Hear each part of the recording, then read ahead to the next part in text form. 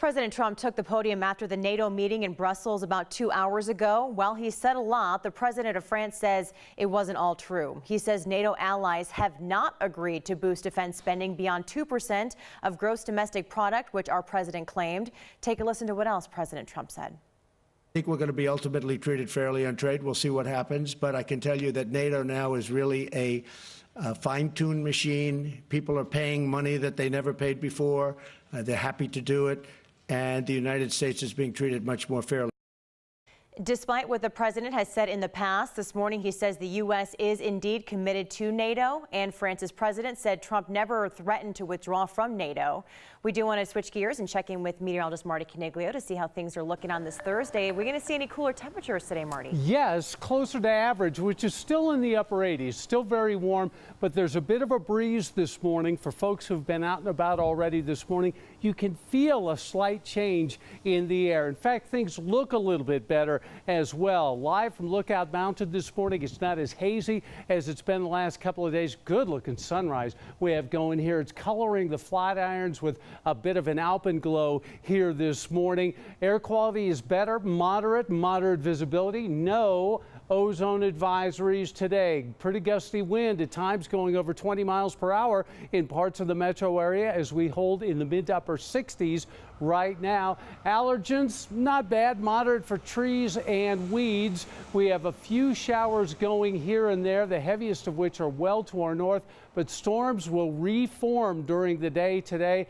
especially during the afternoon after 2 p.m. We'll get a few storms here over the Front Range. We're concerned with flash flooding in 3 areas, southwestern Colorado, especially around the 416 fire, the Lake Christine fire burn scar in southwestern Eagle County, and in and around the Spring fire in the southeast. We're looking at some storms here. More on that in a few minutes.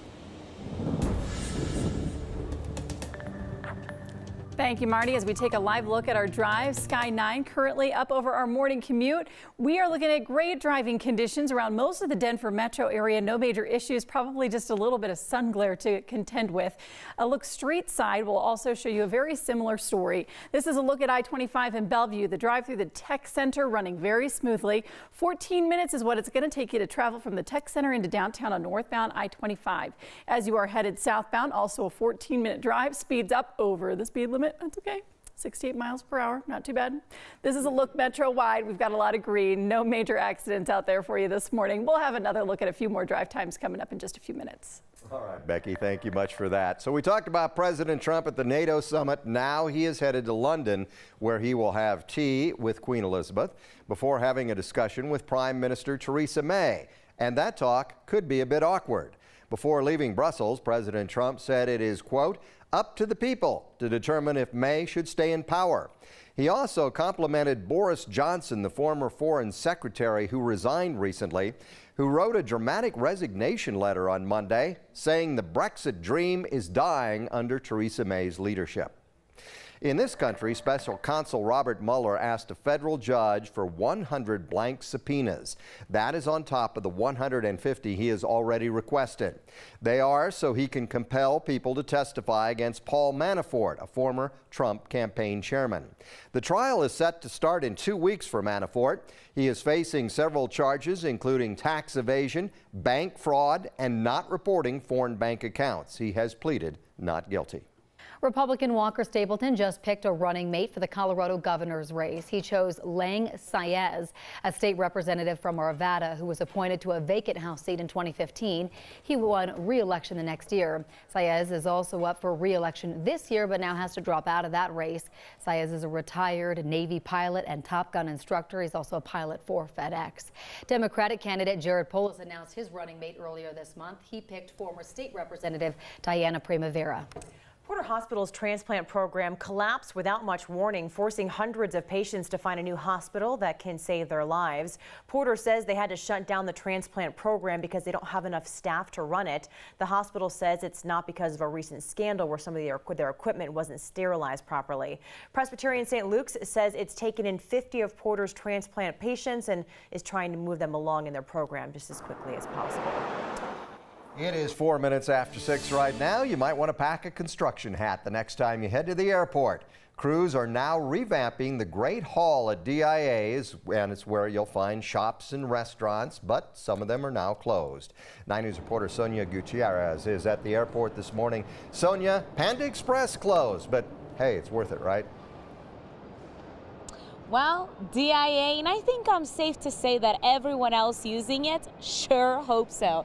Take a look. They're already setting up for the Great Hall project announcement happening later on this morning. A few shops are already closed, and here's a list of the shops that are closed right now. The Cough Tea Shop, U.S. Post Office, Amor Fiore Flowers, Panda Express, Caribou Coffee, I'm so sad about that one, Jamba Juice, Burger King, Einstein Bagels, and Taco Bell Express. The whole thing is happening in 4 phases. Part of phase 1 has already started in the middle of the terminal. 10 concessions on level 5 are closed. Ground transportation has relocated, and some of the notorious artwork in the terminal is in storage. This first phase is scheduled to go through spring of 2019 and will mainly happen right in the center of the Great Hall. For now, that's not going to impact security screening or check-ins, but there are construction walls on level 5 and 6 that will make it a little tricky to go from check-in to security. Now, phase 2 focuses on the southern section, which is closest to the hotel and transit center. Phase 3 will happen on the northern section, and then phase 4, where the level 5 TSA screening areas are located right now. DIA tells us the project is designed to enhance security and safety when it relocates TSA checkpoints from level 5 to level 6. It will also have automated security lines. DIA tells me that the whole project should take about 3.5 years, and it's to help accommodate the projected growth here at DIA of 80 million passengers. Corey, that's a big growth. It is, and I am sad about Caribou too. That's usually a first stop when I get there. That is a bummer. All right, Sonia, thank you. RTD is cutting the free 16th Street Mall shuttle back just a bit and will begin offering fewer rides next month. Midday service for the free mall ride will be cut in half. Buses that run every 90 seconds will now run every 3 minutes starting August 26th. RTD says it reviews its routes 3 times a year, and they say these cuts will save them about $2 million.